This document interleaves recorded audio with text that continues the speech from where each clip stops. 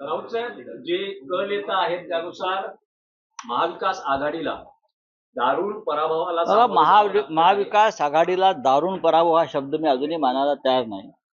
जे निकाल मला दिसत आहेत त्यानुसार माझ्या तोंडातून एकच शब्द बाहेर पडला, आमच्या कुष्ठ गडबड आहे. एकनाथ शिंदे यांना 56 जागा कोणत्या भरोशावर मिळत आहेत? अजित पवारांना 40च्या वर जागा मिळत आहेत.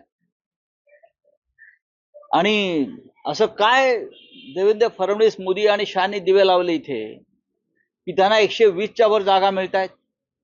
महाराष्ट्रातलं वातावरण आणि महाराष्ट्रातला कल ज्या पद्धतीने होता, आम्ही फिरलोय, आम्ही ग्राउंडला होतो, जमिनीवर होतो. हा निकाल लोकशाहीचा कौल मानण्याची जी प्रथा परंपरा यापूर्वी आम्ही पाळलेली आहे, की लोकशाहीचा हा कौल आहे, आम्ही मानतो. पण हा कौल कसा मानावा हा या राज्याच्या जनतेलाही प्रश्न पडला असेल.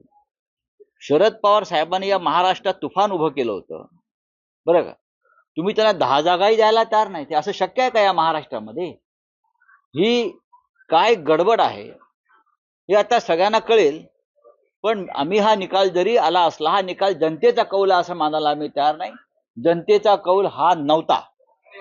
100% मी सांगतो, जय पराजय हे होत असतात निवडणुकीमध्ये. जय पराजय, हार जीत लोकशाहीमध्ये हे होत असतं आणि त्याच्याविषयी आम्हाला काही म्हणायचं नाही. पण जे निकाल लावून घेतलेले आहेत, त्या लावून घेतलेल्या निकालावर माझ्यासारख्या लोकशाही मानणाऱ्या माणसाचाही विश्वास असू शकत नाही. राऊत साहेब, पण जे निकाल आहेत पूर्णपणे दिसतंय की लाडकी बहीण या योजने, मला असं वाटत नाही का म्हटलं जातं महाराष्ट्रामध्ये लाडके भाऊ, लाडके आजोबा, लाडके काका, लाडके मामा, लाडके दादा नाही आहेत का? आहेत ना. मी परत सांगतो की काहीतरी गडबड आहे आणि ही मोठी गडबड आहे. महाराष्ट्रावर अडाणीचं बारीक लक्ष होतं. विशेषतः काल अडाणीचा अटक वॉरंट निघाल्यानंतर अशा प्रकारचे निकाल येतील का अशी आमच्या मनात शंका होती. गौतम अडाणीला अमेरिकेतून काल जे अटक वॉरंट निघालं, त्यांच्यावर जे भ्रष्टाचाराचे आरोप झाले, ते अप्रत्यक्षपणे भ्रष्टाचाराचे आरोप हे भारतीय जनता पक्षावरच होते, शिंद्यांवर होते. कारण या निवडणुकीमध्ये सगळ्यात जास्त पैशाचा वापर आणि ताकद ही अडाणींनी लावली. आणि आता या निकालावरती गौतम अडाणीचा प्रभाव आहे का? कारण अडाणी, मोदी आणि फडणवीस, शिंदे वेगळे नाहीत. पण राऊत साहेब, तुम्ही म्हणता की काहीतरी गडबड आहे, तर नेमकं तुम्हाला काय म्हणायचंय? मी पाहू ना आता ईव्हीएम मध्ये गडबड आहे की या संदर्भात पैशाचा वापर झालेला आहे याच्याविषयी माझ्या मनात काही शंका नाही. तुम्हालाही माहिती आहे पैशाचा किती मोठ्या प्रमाणात वापर झाला. एकनाथ शिंदे सर्व आमदार कसे काय निवडून येऊ शकतात?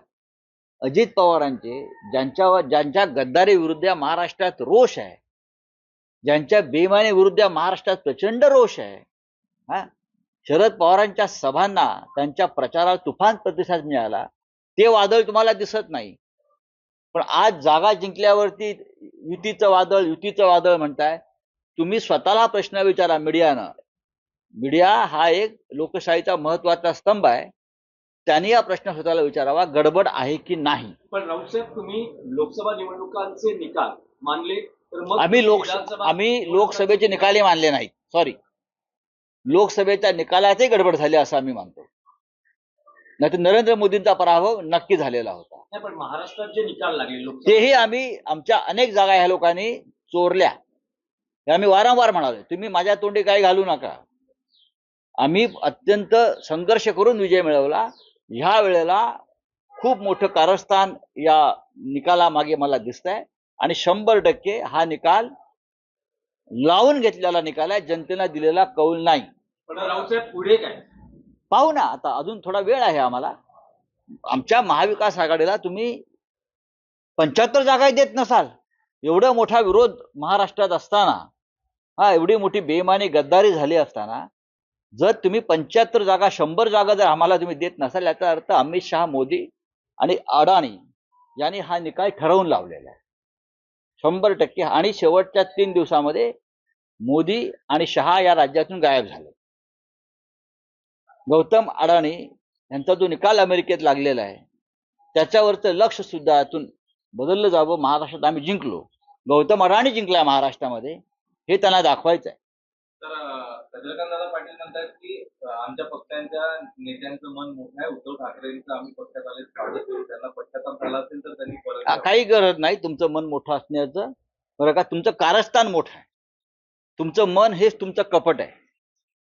नाही, पण राऊत साहेब हे जे निकाल आहेत असं दिसतं आहे की महाविकास आघाडीला किमान विरोधी पक्ष नेते पद तरी हे विधानसभेत मिळेल. जसं काँग्रेसच्या बाबतीमध्ये लोकसभेत 2 वेळेला घडवलं ठरवून, त्याच पद्धतीनं या महाराष्ट्राच्या विधानसभेमध्ये हा निकाल लावून घेतलेला आहे. महाराष्ट्र जो विकायला काढलेला आहे त्याला आम्ही विरोध करत होतो. मुंबई विकायला काढलेली आहे त्याला आम्ही विरोध करत होतो. आणि हा विरोध आमचा मोडून काढण्यासाठी या पद्धतीनं निकाल लावून घेतले. नपेक्षा असे निकाल या महाराष्ट्रात कधीच लागणं शक्य नाही, लागूच शकत नाही.